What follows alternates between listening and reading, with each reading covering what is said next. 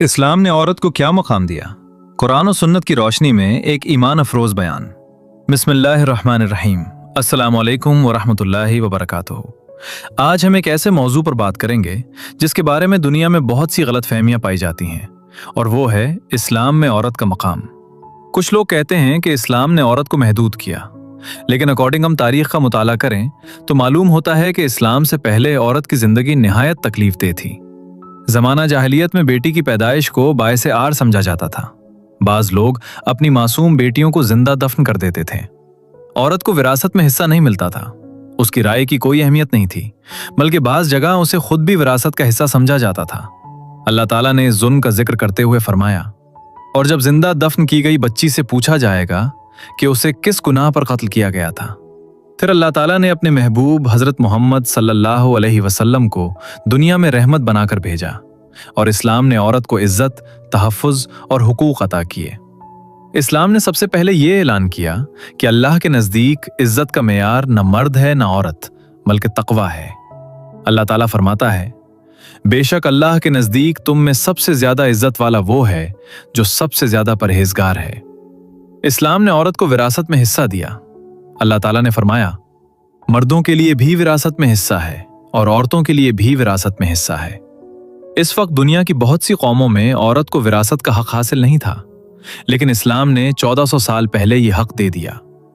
नबी करीम सल्लल्लाहु अलैहि वसल्लम ने औरतों के साथ हुस्न सलूक की खुसूसी तालीम दी। आप सल्लल्लाहु अलैहि वसल्लम ने फरमाया, औरतों के साथ भलाई करने की वसीयत कबूल करो। एक और हदीस में आप सल्लल्लाहु अलैहि वसल्लम ने फरमाया, तुम में सबसे बेहतर वो है जो अपने घर वालों के लिए सबसे बेहतर हो, और मैं अपने घर वालों के लिए तुम सबसे बेहतर हूं।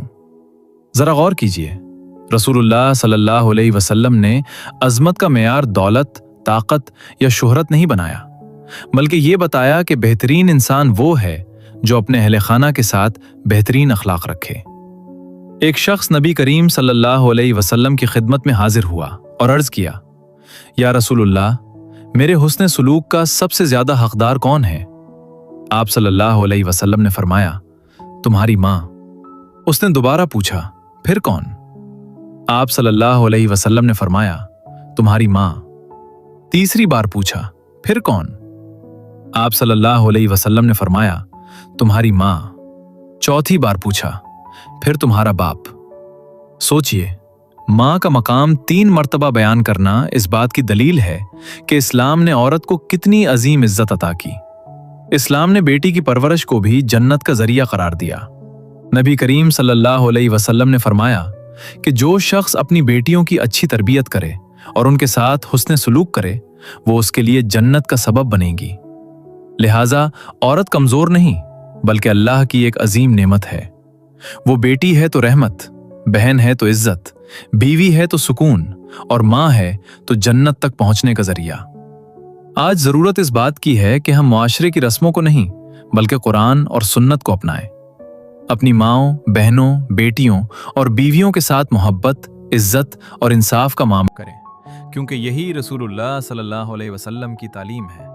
अल्लाह ताला हमें ख़वातीन के हुकूक अदा करने, उनका एहतराम करने और कुरान और सुन्नत के मुताबिक ज़िंदगी गुजारने की तौफीक अता फरमाए। आमीन या रब्बुल आलमीन।